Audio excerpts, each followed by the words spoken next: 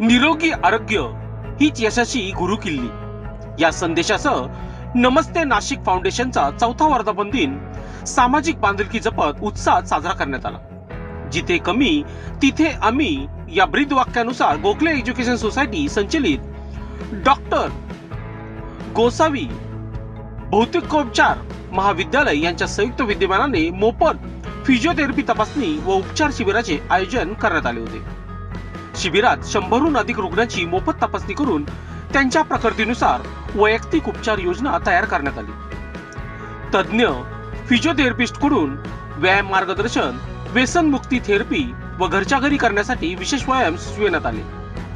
Principal doctor Basavaraj Chandu, doctor Nupun Adamane, doctor Archana Bodhale, doctor Shraddha Kothavale व doctor Deepali Patil यांनी रुग्णांची तपासणी केली। संस्थेच्या अध्यक्षा स्नेहल देव यांनी सर्व मान्यवर डॉक्टर व स्वयंसेवकाचे आभार मानत भविष्यातील निरोगी नाशिक, सशक्त महाराष्ट्र घडविण्याचा संकल्प व्यक्त केला। या उपक्रमाला स्थानिक मान्यवरांची उपस्थिती लाभली असून समाजासाठी मोफत आरोग्य सेवा उपलब्ध करून देण्याचा हा प्रयत्न कौतुकास्पद ठरला आहे। Good morning, Namaste Nasik. I am very delighted and I am visiting to the Dr. S.M. Gosavi Senior Physiotherapy College, Nasik campus.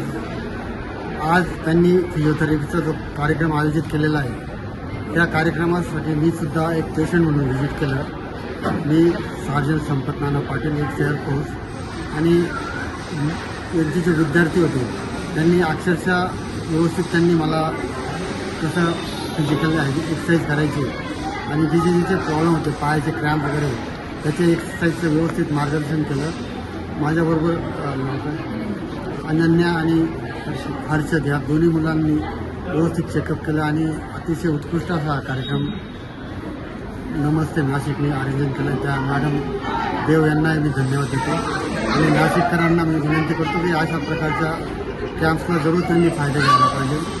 उत्कृष्ट धन्यवाद धन्यवाद धन्यवाद थँक्यू। नमस्ते नाशिक ही सामाजिक कार्य करणारी एक चांगली संघटना आहे आणि त्यांच्या माध्यमातून आज इथे फिजिओथेरपी कॅम्प आयोजित केलेला आहे। त्यांचं स्लोगन आहे जिथे कमी तिथे आम्ही, आणि जिथे जिथे जी काही समाजामध्ये कमतरता आहे ती कमतरता दूर करण्याचं काम या संस्थेच्या माध्यमातून सर्व संस्थेचे पदाधिकारी करत असतात।